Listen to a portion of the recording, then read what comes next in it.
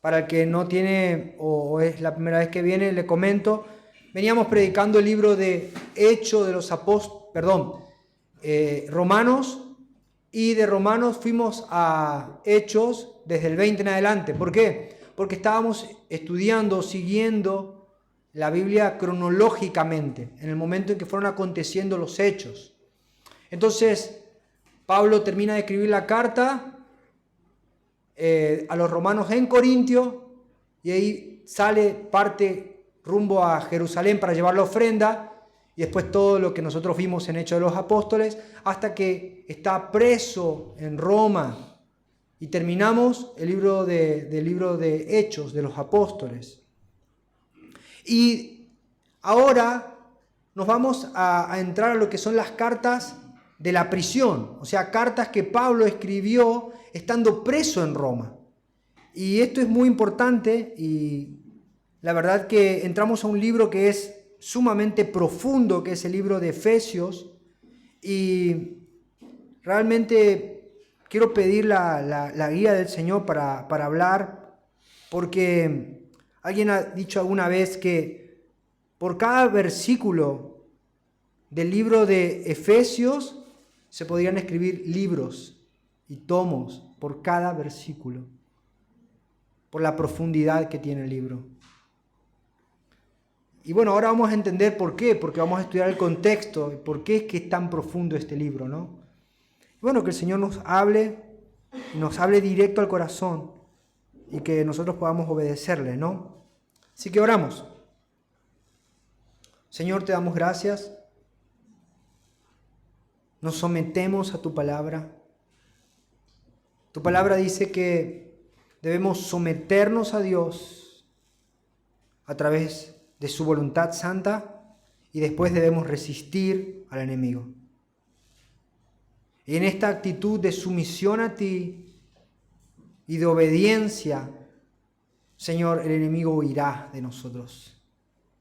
Entendemos que hay una lucha espiritual que, aunque no la podemos ver con nuestros ojos, la podemos sentir en nuestros corazones. Pero sabemos que tú eres el Rey, y tú gobiernas sobre todo principado y sobre toda potestad, y tú tienes el control. Hoy nos reunimos ante ti. Háblanos, Señor. Vuelve nuestros corazones a ti. Estamos dispuestos, estamos aquí para escuchar tu voz. Que tu Espíritu Santo se derrame sobre nuestros corazones aún más. Queremos ser llenos de tu Espíritu, Señor.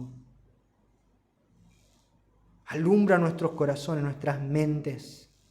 Te lo pedimos en el nombre de Cristo Jesús. Amén y amén. Bueno, voy a leer dos versículos. Vamos a leer solamente dos versículos. Efesios capítulo 1, versículo 1 y versículo 2. Voy a leer en la versión Nueva Biblia de las Américas. Dice: Pablo, apóstol de Cristo Jesús, por la voluntad de Dios, a los santos que están en Éfeso y que son fieles en Cristo Jesús. Gracia y paz a ustedes de parte de Dios, nuestro Padre, y del Señor Jesucristo. Amén. Hasta ahí. Hermanos, como les decía, Pablo está ahora, si estudiamos en el tiempo cronológico, Pablo está ahora predicando con total libertad el reino de Dios en una casa alquilada en Roma. Y como estaba preso, tenía tiempo libre, ¿no? Y ese tiempo libre lo usó como para poder no solamente predicar el Evangelio, sino poder alimentar a las demás congregaciones a las cuales él había ido y había plantado iglesias. ¿Y qué hizo Pablo?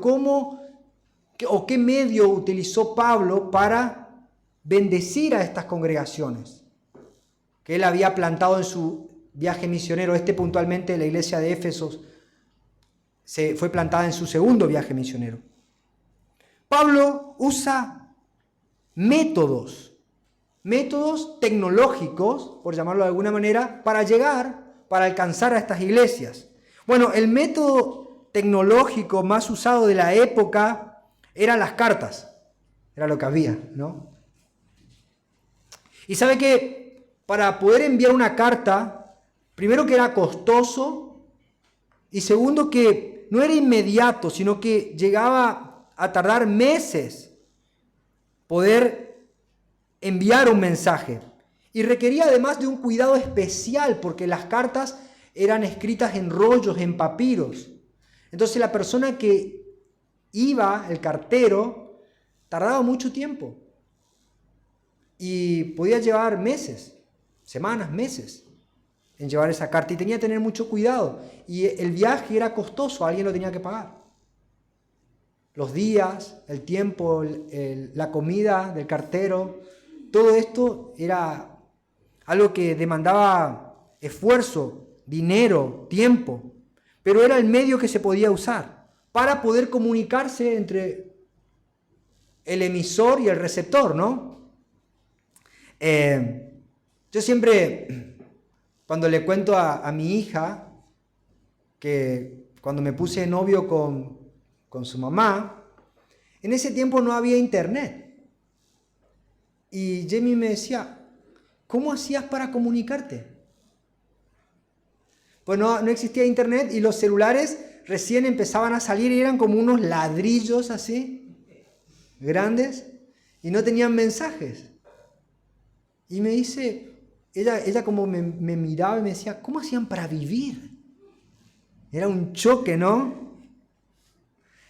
Así que, yo me imagino que en la mente ella decía, ¿cómo hacía el hombre enamorado para cortejar a su amada?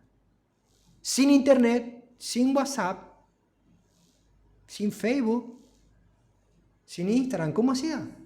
Entonces yo le explicaba que antes nosotros, los enamorados, escribíamos cartas. Y agarrábamos hojas especiales y teníamos que inspirarnos. Y cuando escribíamos con mucho amor y mucho cuidado, porque no nos podíamos equivocar, porque no podíamos mandar una carta a nuestra enamorada toda corregida o con errores ortográficos u horrores ortográficos.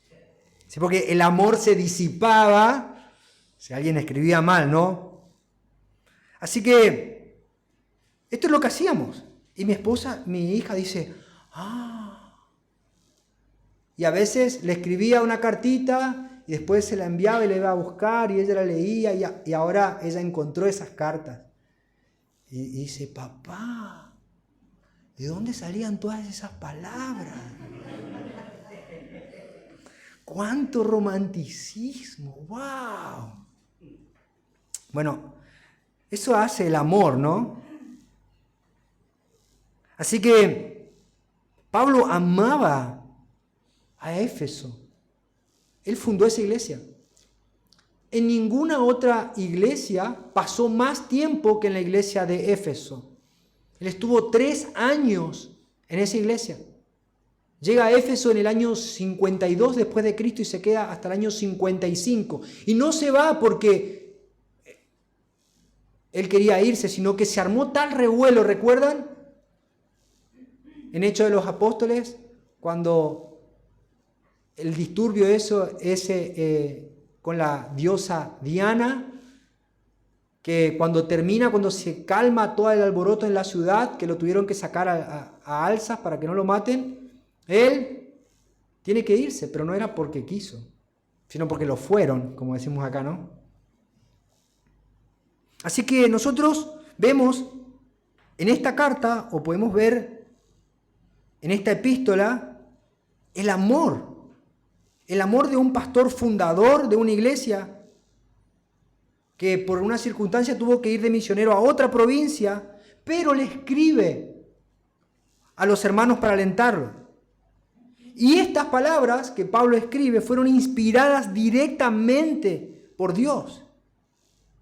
Así que cuando nosotros abrimos la carta de Éfeso, podemos decir que ver una carta de amor.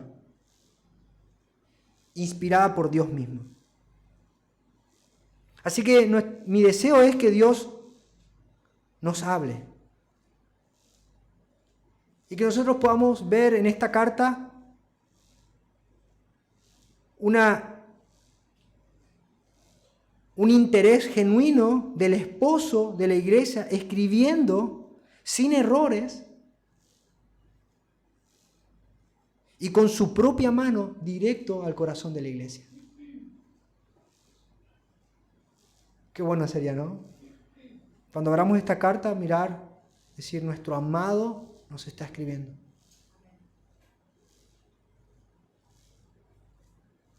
El que nos hizo, el que nos estableció, el que nos formó. Hoy no está con nosotros por circunstancias que no podemos entender, pero nos ama. Y nos escribió una carta sin errores, sin fallas, perfecta. Versículo 1 dice, Pablo, apóstol de Cristo Jesús, por la voluntad de Dios. Pablo era el apóstol llamado por Dios con una orden delimitada, específica. Pablo era llamado el apóstol que tenía que predicar y tenía su mayor eficacia entre los gentiles. Pablo había sido llamado por Dios para predicar a los gentiles. Y esto lo vemos en varios capítulos de la Biblia, como por ejemplo Gálatas, capítulo 1, versículo 15 y versículo 16. Voy a usar la Reina Valera. Dice, pero cuando Dios, que me apartó desde el vientre de mi madre y me llamó por su gracia, tuvo a bien revelar a su Hijo en mí para que yo le anunciara entre los gentiles, no consulté enseguida con carne y sangre. Hechos, capítulo 22, versículo 21. Está hablando Pablo. Y él me dijo, Dios le dice a él, ve, porque te voy a enviar lejos a los gentiles. Romanos, capítulo 15, versículo 18 al 21. Porque no me atreveré a hablar de nada, sino de lo que Cristo ha hecho por medio de mí, está hablando Pablo, para la obediencia de los gentiles, en palabra y en obra, con el poder de señales, prodigios, en el Espíritu de Dios. Gálatas, capítulo 2, versículo 8, dice, pues el que actuó en Pedro para el apostolado de la circuncisión, Dios había llamado a Pedro con un propósito específico, tener su ministerio entre los circuncidados. Dice, el que actuó en Pedro para el apostolado de la circuncisión, actuó también en mí para con los gentiles. Apóstol de Cristo Jesús. Por voluntad de Dios. ¿A qué se refiere eso? ¿Qué significa? Apóstol, en el sentido general, la palabra apóstol, que es tan controversial en nuestros días, porque escuchamos la palabra apóstol y las personas con doctrinas reformadas se empiezan a incomodar. Sacan su espada afilada. Dice, ahora es cuando.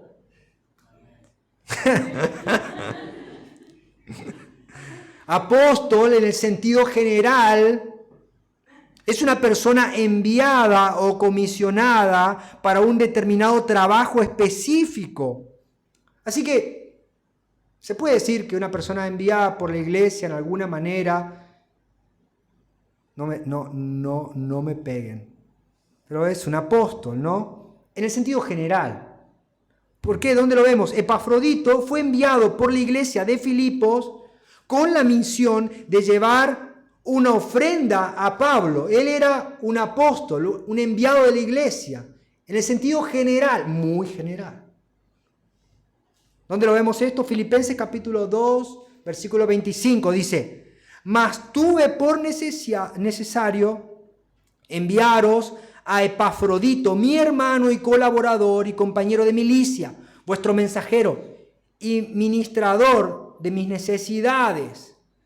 Epafrodito era un apóstol, era un enviado para un propósito específico. Entonces, de esa manera, la palabra apóstol es algo intrascendente, general, sin ninguna implicancia mayor que la de ir a hacer un mandado. ¿Está? Pero Pablo no está hablando de ese sentido cuando habla que él dice él es apóstol de Jesucristo por voluntad de Dios, sino que otro sentido, un sentido más profundo, un sentido más trascendental y un sentido espiritual. Y en este sentido es un sentido específico y especial. Dice, de Jesucristo, por voluntad de Dios. Y entonces ya no es alguien que va a llevar un mandado y volver, ¿no? Sino que es un hombre a los cuales Dios le ha dotado y le ha dado una gracia y un don específico para ser testigo de Cristo. Su ministerio fue acreditado con señales, prodigios y maravillas. Y entre otras cosas, la parte más importante de su función ministerial era que el apóstol de Jesucristo debía establecer la base doctrinal de creencia de la iglesia. ¿Recuerdan en Hechos capítulo 1, donde Judas ya había muerto? Entonces se juntan los apóstoles y dice, tenemos que buscar a alguien entre nosotros. Y había requisitos para que ocupe la vacante. ¿Cuáles eran los requisitos? Primero, que tenía que haber estado con Cristo en el tiempo de su ministerio. Después tenía que haber sido testigo de su ministerio, de sus prodigios, de sus maravillas. Y además tenía que ser testigo de su resurrección.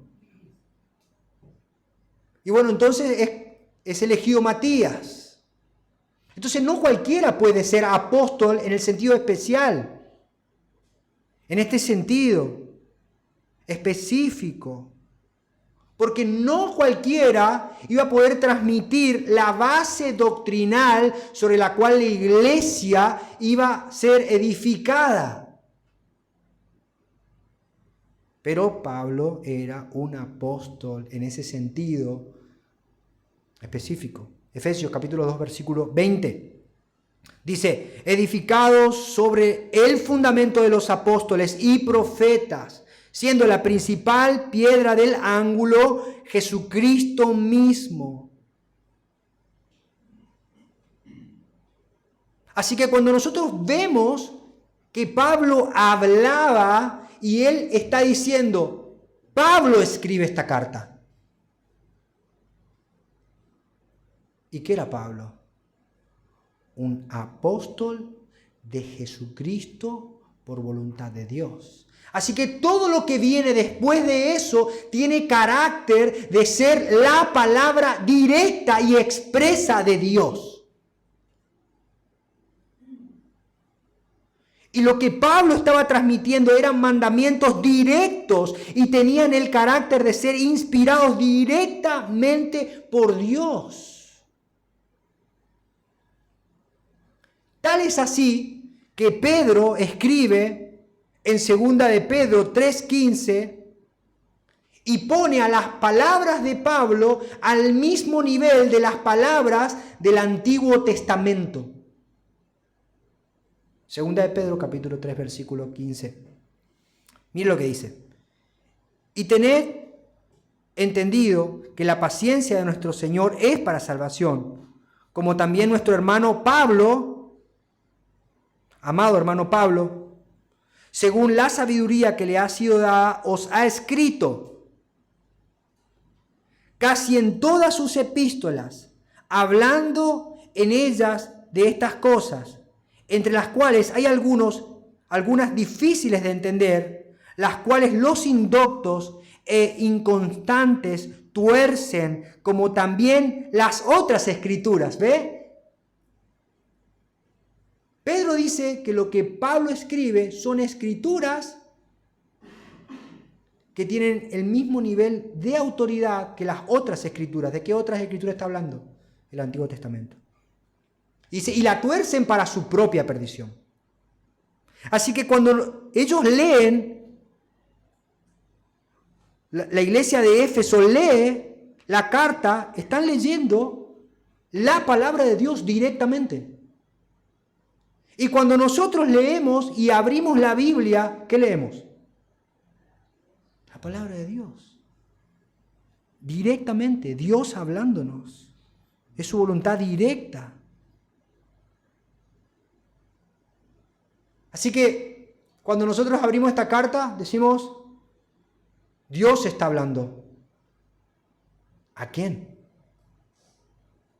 Dice, a los santos que están en Éfeso y que son fieles en Cristo Jesús. La palabra de Dios viene directamente a los santos. ¿Qué es un santo?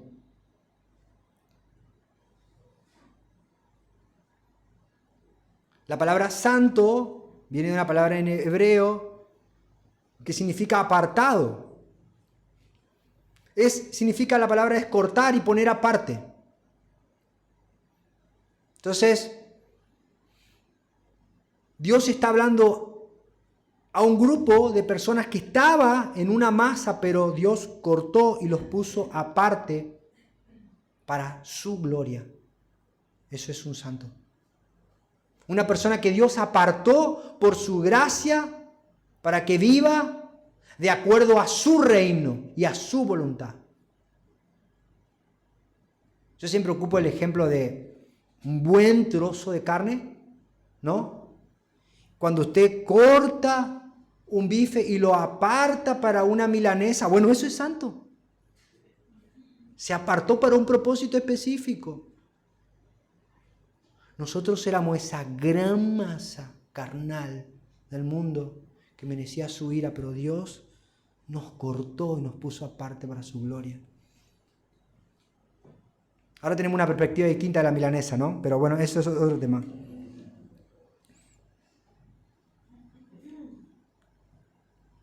Dice, eso es un santo, pero un santo es una persona que además ha sido perdonado, limpiado. Está hablando en tiempo pasado una persona que es visto como una persona completamente distinta en Cristo. Y esto no quiere decir que el santo es perfecto, sino que el santo ha sido limpiado y ha sido perdonado, pero va en proceso de crecer en santidad, una santidad que ha sido pasada, pero también es presente, progresiva, pero llegará a ser futura y completa cuando lleguemos a estar en presencia de Cristo, en cuerpos glorificados, y ya no vamos a tener una tendencia ni inclinación al pecado. Entonces, a esos le está hablando el Señor, a esas personas le está escribiendo el apóstol Pablo. Pero estos santos estaban en un lugar específico, no es que estaban en el aire. ¿Dónde estaban los santos? En Éfeso. Y Éfeso, ahí tengo un mapita, está ubicada en la desembocadura del río Caistro, en la costa del mar Egeo, en la esquina sudoeste de la actual Turquía. Ahí lo ves,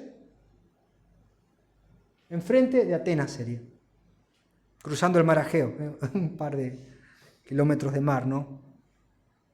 Pero saben, Éfeso era llamada madre de ciudades y era la tercera ciudad más importante del Imperio Romano. Estaba Roma, Alejandría y Éfeso.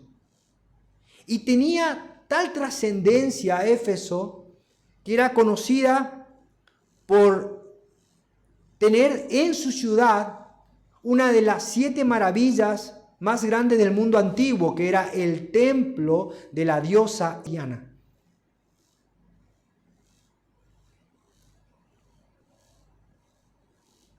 Mire esto, Éfeso era muy rica comercialmente, políticamente, económicamente, religiosamente y culturalmente.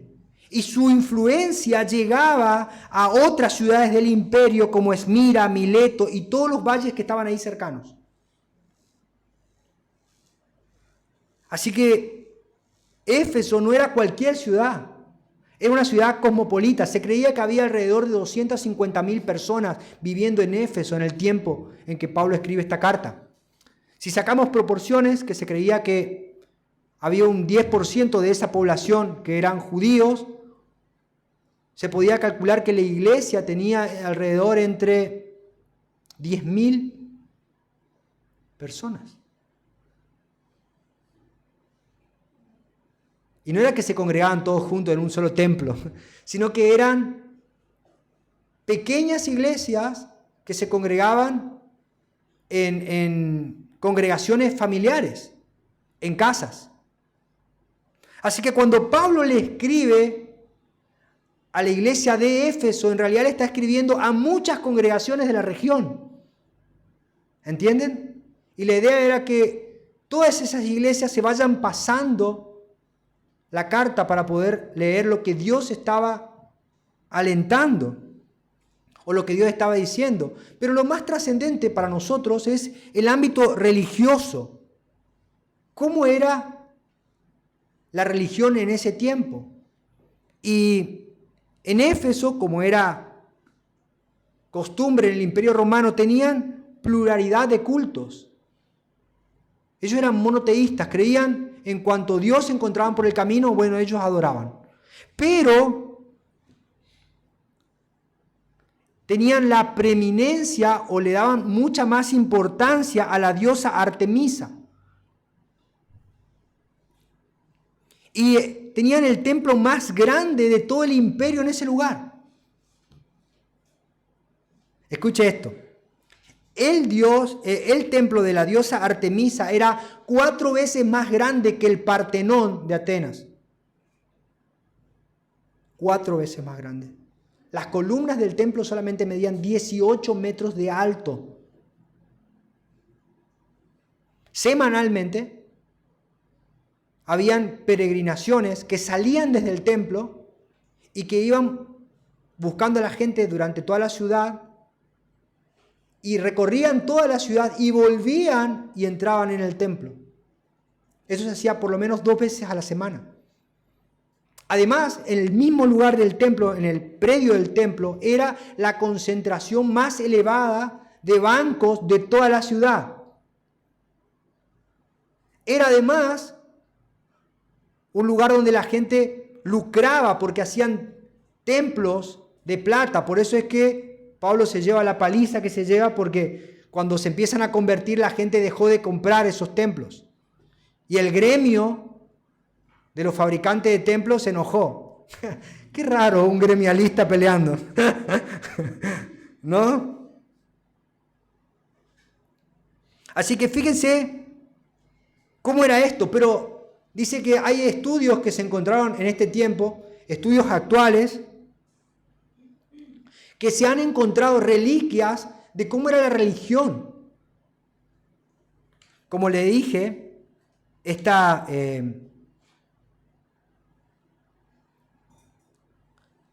diosa Artemisa o Diana tenía una figura muy particular. Tenía como dicen las chicas, una pollera ajustada, así, ¿no?, al cuerpo. Y esa tenía partes de pieles de animales, que significaba que ella tenía dominio y control y poder sobre todas las fuerzas de la naturaleza. Y además tenía como muchos bultos. Mucha gente confundía o creía que eran como senos, muchos senos de mujeres, o pechos. Algunos creían que eran hasta testículos de bueyes. Bueno, hay descubrimientos actuales que dicen que no era ninguna de esas cosas, sino que eran bolsas donde se guardaba polvo mágico que ella tenía y soltaba para liberar a las personas que estaban oprimidas por los demonios. Por eso que era tan importante y era tan reverenciada, porque cualquier circunstancia de la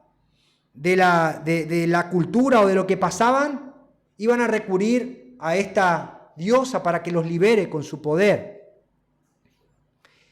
Y hay un tema muy particular, porque la iglesia fue fundada en este lugar. Y ellos tenían esto de que podían creer en muchos dioses sin que le afecte. ¿Entienden? Y lo que más fuerte era en esta ciudad es lo que se conoce como sincretismo. ¿Usted sabe lo que es la palabra sincretismo? Muy bien, allá Esteban me hace no. Bueno, yo te explico, Esteban. Mira, el sincretismo es cuando dos religiones se unen para tratar de que no choquen una con la otra, y de las dos hacen una tercera que no es ni la primera ni la segunda. Y eso se llamaba sincretismo. Y la iglesia se creó en este lugar, se funda en este lugar, pero había de alguna manera gente que todavía no había dejado sus prácticas desde su antigua vida o de su antigua creencia. Miren lo que dice Hechos de los Apóstoles. Versículo 19, capítulo 19, versículo 16. El hombre en quien estaba el espíritu malo se lanzó sobre ellos y los dominó, y pudo más que ellos, de manera que huyeron de aquella casa desnudos y heridos. Supieron esto todos los habitantes de Éfeso, tanto judíos como griegos. Y fíjense lo que pasó. El temor se apoderó de todos ellos, y el nombre del Señor Jesús era exaltado. También muchos de los que habían creído continuaban viniendo y confesando y declarando las cosas que practicaban. Ya habían creído, pero seguían practicando cosas de rituales mágicos en Éfeso. Muchos de los que practicaban magia, juntando sus libros, los que quemaban a la vista de todos, calcularon su precio y hallaron que llegaba a 50,000 monedas de plata, 180 kilogramos. ¿Qué pasaba en Éfeso? Era una ciudad muy fuerte en el ámbito espiritual y de creencia. Se encontraron hasta el día de hoy 250 papiros donde los brujos hacían recitados o maldiciones. Fue traducido y está en inglés ahora y se conocen como cartas efesias. Y ellos usaban estas declaraciones mágicas para ser librados de los demonios. Y esto es lo que estaban haciendo con este endemoniado. Le estaban recitando y como no funcionaba, dijeron el nombre de Jesús, quisieron unir dos cosas. Bueno, y el diablo le pegó una paliza. Se llevó una paliza. Y esto trajo temor en la iglesia y empezaron a renunciar a todo, sacaron todo eso que estaba de su casa. Bueno, eso era Éfeso. Ahora, Dios le está llamando a la iglesia a que sea santa en ese ámbito. En el lugar donde el sincretismo reinaba, imperaba. Y ahora si lo traemos un poco a nuestro ámbito en este tiempo, ¿con cuánta facilidad se filtran o se permean dentro de la cristiandad cuestiones que no son el cristianismo? Como por ejemplo la declaración positiva. Y la gente está todo dale que declaran y declaran esta cosa y declaran que va a ser esto y declaran que va a ser aquello. Y eso no es bíblico. Eso se llama metafísica. Y es un principio que no tiene nada que ver con la escritura. Pero se permeó en el cristianismo y todo el mundo ahora declara cosas.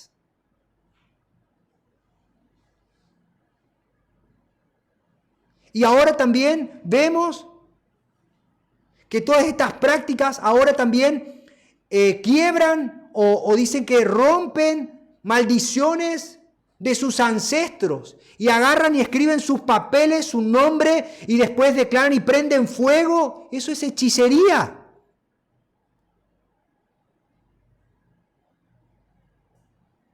Y después algunos agarran y dicen, no, hay que darle tanta plata a Dios para que Dios cumpla mi milagro. Eso es idolatría.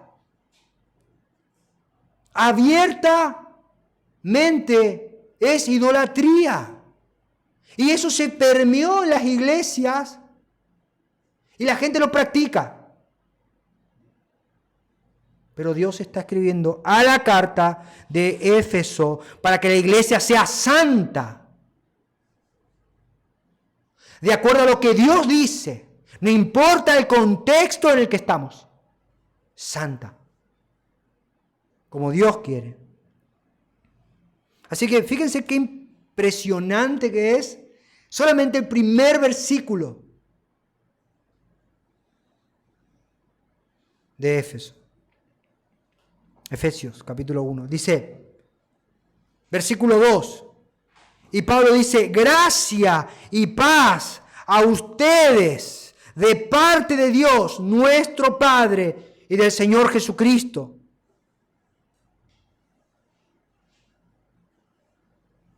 Pablo se expresa como el remitente, le habla a los que van a recibir la carta y le dice gracia y paz. En Éfeso. En ese lugar donde impera la idolatría, en Éfeso, gracia y paz. De Dios. Y dice, de Dios el Padre y del Señor Jesucristo. Pablo invoca la gracia de Dios porque entiende que es solamente por la gracia que la iglesia es salva. Pero además la gracia es el centro de toda la teología de Pablo. Recuerden, Pablo está teniendo un tiempo, de alguna manera, decirlo con tiempo libre. Así que en esta carta nosotros vemos su agudeza espiritual. Y el centro de todo lo que va a hablar Pablo es la gracia de Dios. Y si una iglesia va a estar firme y va a estar fuerte ante la opresión del mundo y de la idolatría y no va a caer en el sincretismo, solamente va a hacerlo a través de la gracia de Dios, porque no hay ninguna capacidad en la humanidad de los hombres para poder resistir la acechanza del mundo. Estos hombres de Éfeso vieron el poder de Dios y temieron y rechazaron todas estas prácticas. Pero es por la gracia. Solamente por la gracia. No es por su capacidad. El centro del mensaje de Dios es la gracia. Y la gracia es lo que Dios da a los hombres. Ellos no pueden salvarse a sí mismos. No hay ninguna capacidad en el hombre para salvarse a sí mismo. El hombre no busca a Dios. Más adelante vamos a encontrar que Pablo dice, cuando estábamos muertos en nuestros delitos y en nuestros pecados. Dios nos escogió por su gracia. Y fíjense que es tan profunda la gracia que comienza en Dios en la eternidad pasada y nos mantiene firmes para llegar a Dios en la eternidad futura. Y si una iglesia va a permanecer firme es solamente confiando en la gracia de Dios. Pablo dice, por gracia ustedes son salvos. Y esto no de vosotros, sino que es don de Dios.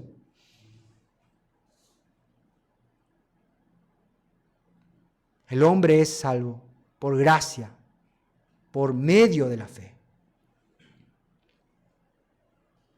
Así que todo lo que vamos a ver, si queremos permanecer firme ante la acechanza del enemigo, y no claudicar y no torcer las escrituras y no influenciarnos por el mundo, debemos estar firmes en lo que Dios dice y en su gracia.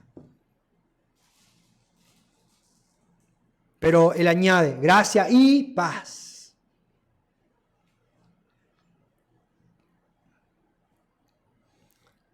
La paz que solamente tienen los hijos de Dios. La paz que alcanzaron aquellos que están en Cristo. Justificados pues por la fe, tenemos que paz con Dios. Éramos sus enemigos. Pero Dios, en su bendita gracia, envía a su Hijo a tomar nuestro lugar. Y Él muere por nosotros. Y en Cristo fuimos reconciliados. Y el Hijo de Dios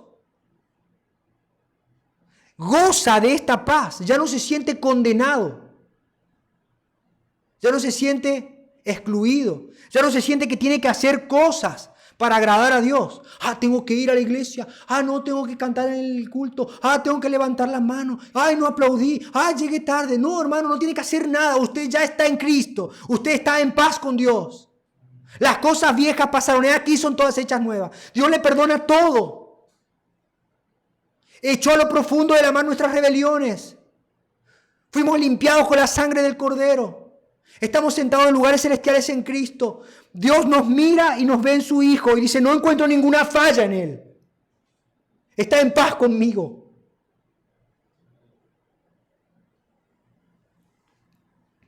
Y esta persona ya no hace las cosas para obtener la paz. Ya la tiene.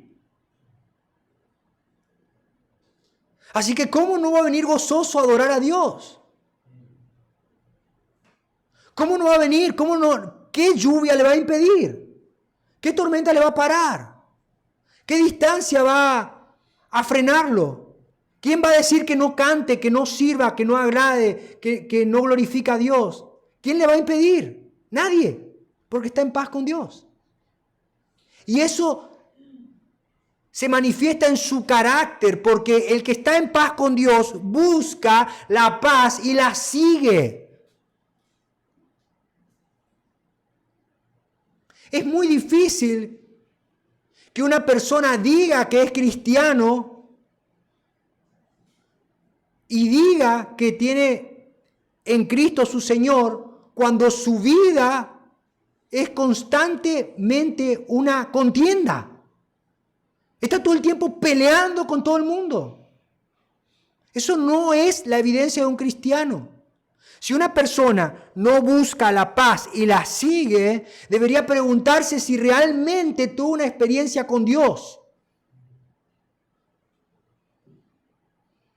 Y a mí me da mucha tristeza, pero hay personas que confiesan doctrina y conocimiento de Dios, pero lo único que hace con su doctrina es pelear con todo el mundo. Y no busca la paz. Lo único que hace es tratar de derribar con sus argumentos y su conocimiento y dejar humillado a su contrincante en cualquier ámbito de la vida. Y no busca la paz y no busca que esa persona se reconcilie y tenga paz con Dios. Entonces yo no encuentro evidencia de que esa persona sea un cristiano verdadero, porque no busca la paz. En cambio, los que han hallado paz con Cristo, ellos buscan de todo su corazón que aquellos que están en rebelión con Dios se encuentren con el príncipe de paz. Con aquel que derramó su sangre en la cruz del Calvario, aquel que dejó la tumba vacía, aquel que prometió venir a buscarnos, aquel que se entregó por nosotros. ¿Cómo aquel que ha sido limpiado no va a buscar que otros encuentren paz con Dios? ¿Cómo aquel va a tener su corazón lleno de orgullo y de soberbia, tratando de vencer a sus contrincantes y no abriéndole la puerta a la paz con Dios? ¿Qué clase de cristiano es? Un cristiano contencioso, pues no es un cristiano.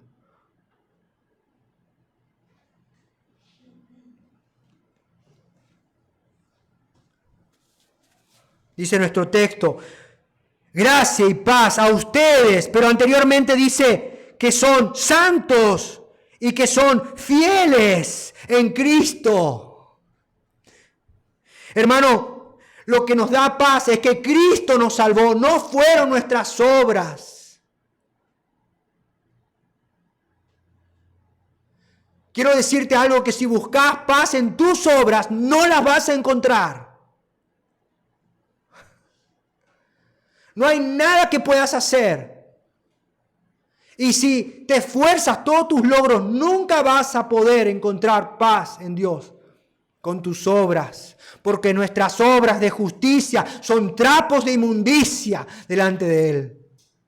Pero en Cristo podemos permanecer fieles. En Cristo, su Espíritu Santo morando en vasos de barro. Pecadores regenerados por su gracia, que se mantienen firmes confiando en su amor. Ese es nuestro Señor. Amorosos, llenos de gracia, en paz con Dios, con sus conciencias, sabiendo que si parten, verán la gloria de Dios. Y no importa en qué estado estemos, o agonizando, o estudiando, o yendo al colegio, o a nuestro trabajo. Si la muerte nos encuentra, tenemos la palabra de Dios que nos dice, hoy mismo estarás conmigo en el paraíso. Y tenemos paz. Tenemos paz. Y la voz de Cristo nos habla en nuestro corazón. En el mundo tendréis aflicción, pero confiad en mí, yo he vencido al mundo. Mi paz les dejo, mi paz les doy. El don de Dios.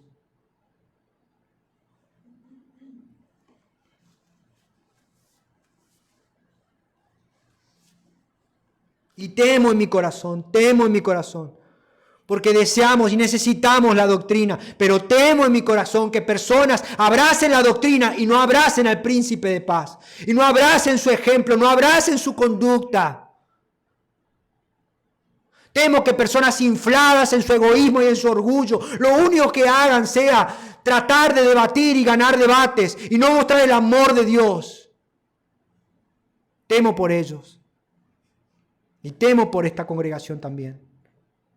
Porque usted no va a ser excluido si su corazón se inflama de orgullo.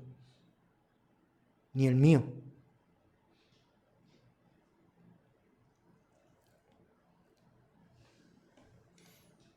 En conclusión, ¿somos santos? ¿Hemos sido lavados? ¿Somos fieles en Cristo? ¿Es su palabra la que nos mantiene firme? ¿Estamos viviendo en una ciudad idólatra y llena de sincretismo? ¿Confiamos en la gracia de Dios o en nuestras fuerzas? ¿Tenemos paz en medio de la oposición? ¿Tenemos paz con Dios? ¿Tenemos paz con nuestros hermanos? Algunos dicen, yo tengo paz con Dios. Y odia a su hermano. No lo puede ver. Quiere que termine el culto y sin saludarlo. Qué confundido está.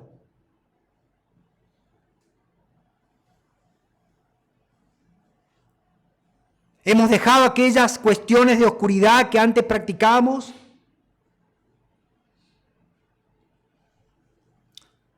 Artemisa tenía un collar que tenía los signos del zodíaco colgado. Y ella, Diana, tenía poder por sobre todas estas cosas.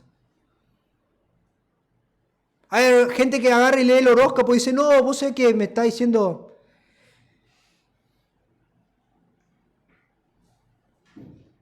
Jehová reprenda a esos demonios, hermano. Y nuestra ignorancia. Y nos arrepintamos. Porque Él nos ama. En Cristo. En Cristo. En Cristo tenemos todo lo que necesitamos. Tenemos perdón, tenemos amor, tenemos su gracia, tenemos paz. Tenemos la fortaleza para ser firmes, tenemos su palabra, tenemos su confianza. Estamos en Cristo.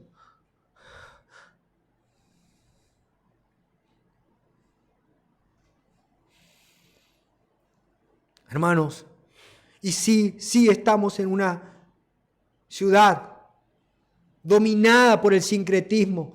La gente mezcla el cristianismo con la psicología y hacen una mezcolanza con prácticas de brujería, con un montón de otras cosas más, con metafísica. Y cuando le hablamos de Cristo le dicen, no entiende nada esa persona. Pero nosotros tenemos la gracia, tenemos la palabra de Dios, pero no tenemos derecho a condenarlos, sino tenemos la obligación de llamarlos al arrepentimiento en amor. En amor.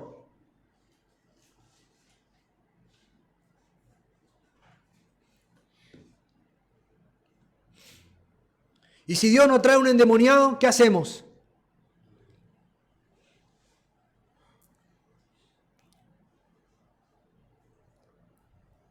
Muchos le mandarían al psicólogo. Otros a un psiquiatra. Otros ni sabrían quién es Pablo ni Jesús.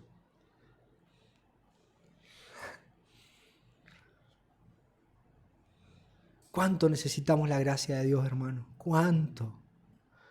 ¿Y cuánto necesitamos confiar en sus palabras? Y no en herramientas que el mundo nos pueda proveer.